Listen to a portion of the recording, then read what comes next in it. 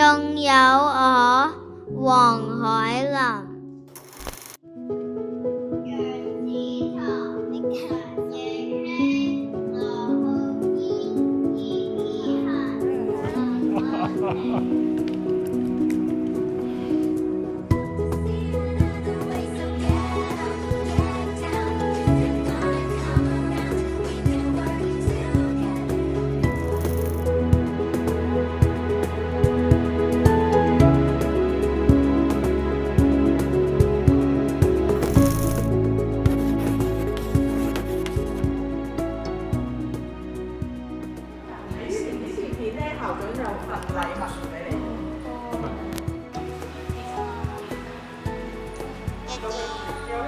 先你見到片段裏面見到你嘅影子。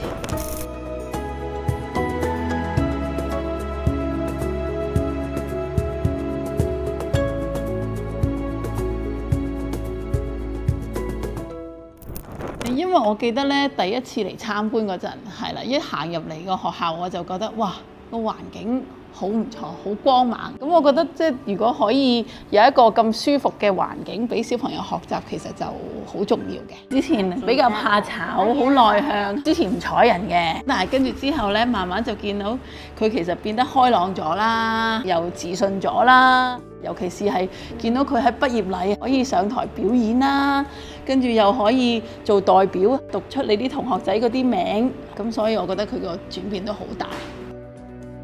佢個轉變咧就係成長得非常好，特別喺佢嘅心理嘅發展方面，自信心嘅發展啦，同埋好奇心啦，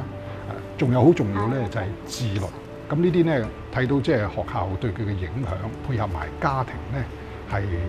為佢奠定咗一個一生嘅基礎。留意到學校有好多親子活動嘅，好多時候都會邀請爸爸媽媽一齊參與，咁所以每次參與呢啲活動嘅時候，都會見到老師啊，見到校長啊，見到主任啊咁樣，咁所以其實一路都有好緊密嘅聯繫嘅。海林嚟講咧，我覺得佢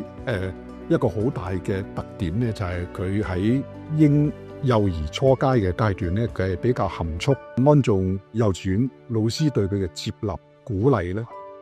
就係令到佢心裏邊咧可以開心翻學。咁又開心翻學咧，佢先正即係各種嘅潛能，佢發展得好。咁我睇到呢個係安眾幼稚園對佢嘅栽培咧，實在係功不可沒啊！我係安眾幼稚園讀得好開心耶！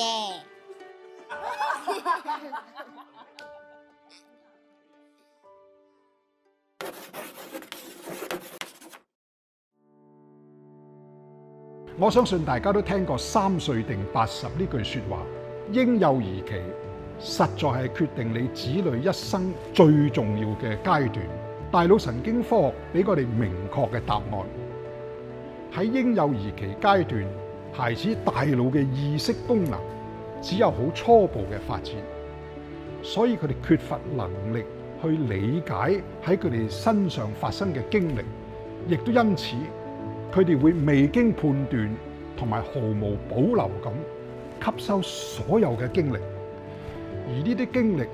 會深刻咁烙印喺佢哋嘅潛意識裏邊，影響佢哋嘅一生。喺家庭同幼稚園裏邊感受到愛、得到重視同接納嘅嬰幼兒，心中快樂同有安全感，加上家長同教師嘅良好榜樣，會喺佢哋嘅潛意識裏邊奠定咗良好嘅自尊同自信、正確人生價值、積極人生觀同埋樂於與人相處嘅心態，保障佢哋一生活得好。總體嚟講，父母同教師作孩子嘅好榜樣，同埋讓孩子喺快樂嘅家庭同校園裏邊度過童年，係培育孩子重中之重嘅要訣。